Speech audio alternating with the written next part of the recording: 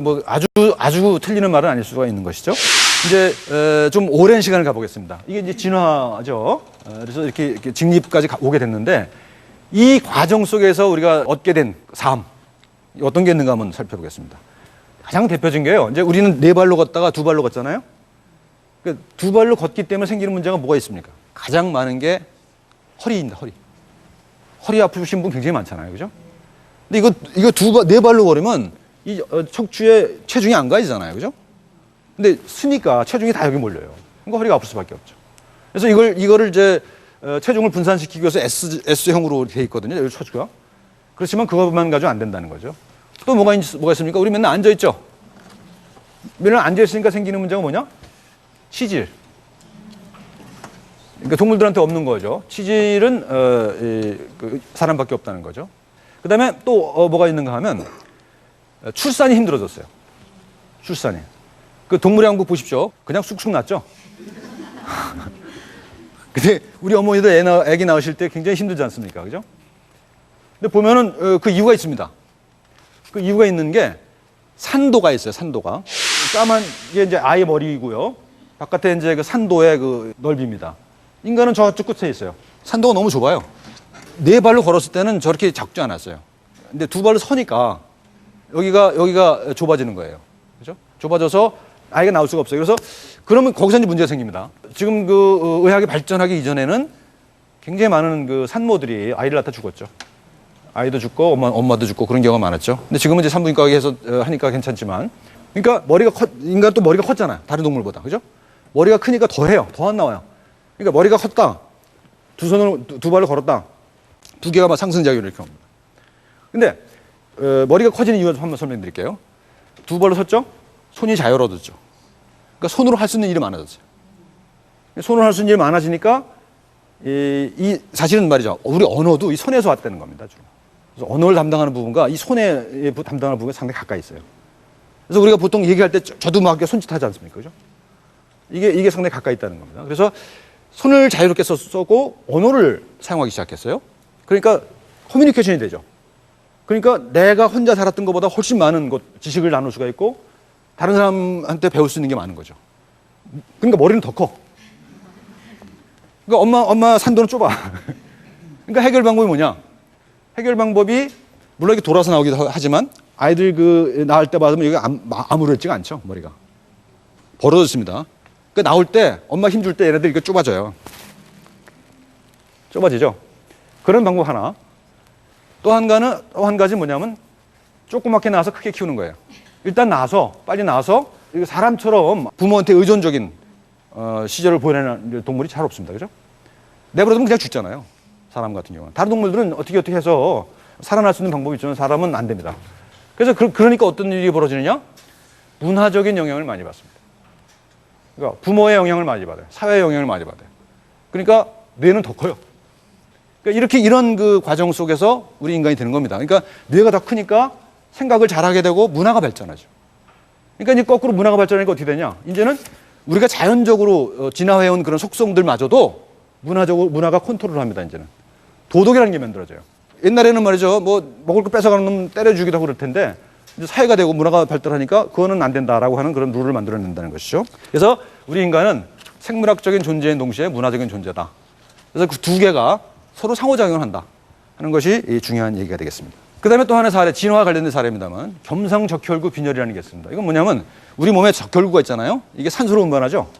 근데 이렇게 동그래야 되거든요. 근데 저렇게 찌그러진 그 적혈구를 가지는 경우가 있습니다.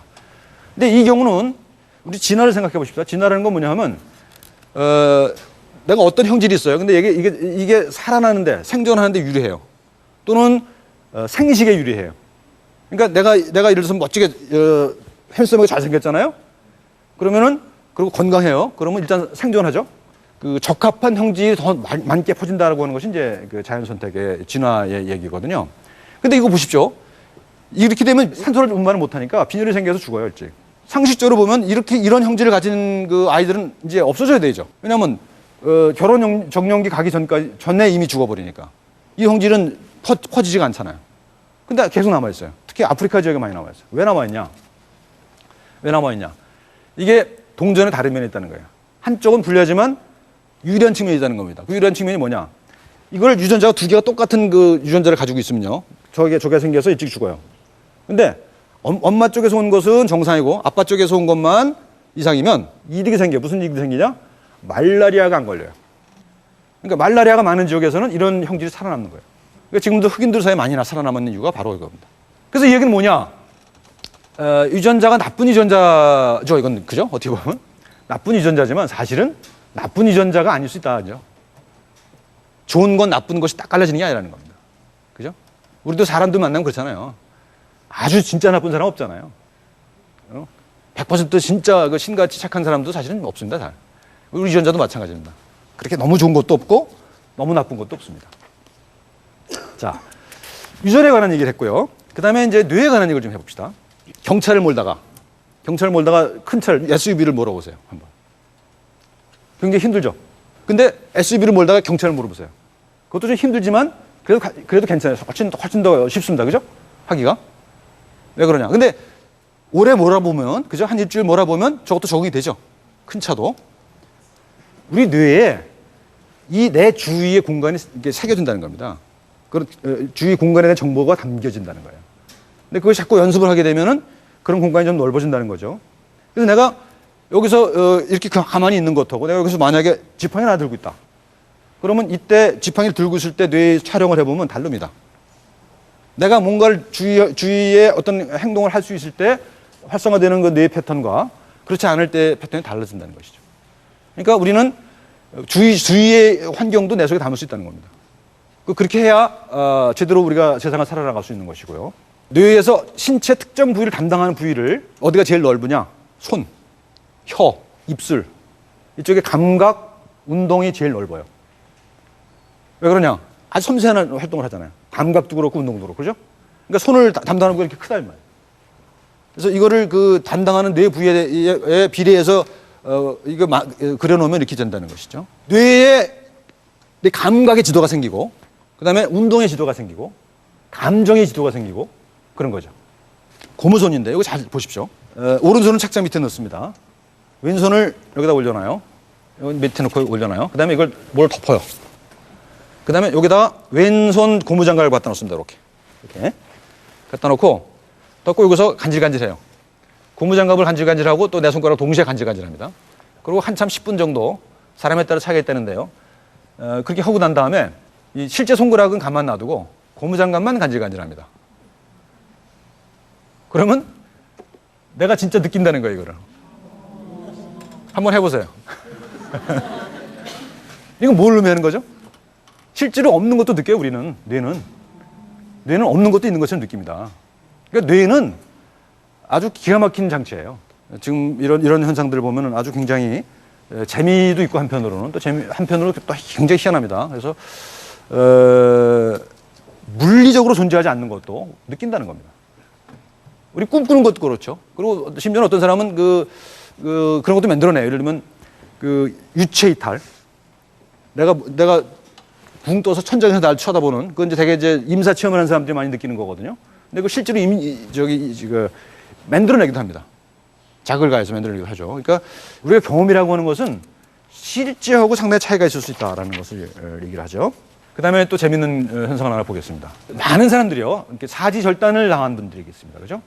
예를 들면 팔이 한쪽이 없어요. 팔이 한쪽이 사고로 이제 절단이 있습니다. 근데 그런 분들이 반 이상 느끼는 게 뭐냐 하면 없어진 손가락이 아픈 거예요. 손가락은 분명히 없는데 아픈 거예요. 도대체 어떻게 된 거냐, 이거예요. 그러니까 이건 어떻게 설명을 해야 할지 참 막막했습니다. 그래서 옛날에 그 영국의 넬슨 제독 같은 사람은 이게 자기 전쟁에서 이걸 이뤘어요. 그런데 여기서 막 아픔을 느끼고서 이걸 어떻게 해석했냐면 이거야말로 영혼이 존재한다는 증거다. 라고 얘기했거든요. 근데 신경과학에서는 이 얘기를 어떻게 하느냐? 좀 다르게 얘기합니다. 자, 봅시다. 잘렸어요. 근데 예를 들어서 이렇게 생각해보세요. 내가 수류탄을 잡고 있다가 이걸 손을 이랬다고 쳐요. 그럼 이게 이제 퍽 터졌잖아요. 없어졌어요. 근데 아까 보신 것처럼 뇌에는 이 부분을 담당하는 부분이 이만큼 크잖아요. 근데 얘는 이쪽 부위는 계속 뭔가 들어와야 이 감각을 제대로 느끼는 거잖아요. 근데 안 들어와. 없으니까 안 들어오잖아요. 안 들어오지만 계속 그 넓은 부위를 차지하고 있어요. 그러니까 말하자면 여기 잘렸으니까 여기 연결되는 도로가 막힌 거예요. 고속도로잖아요. 이거 이만큼 크니까. 이만큼 맥혀 있는데 여기서는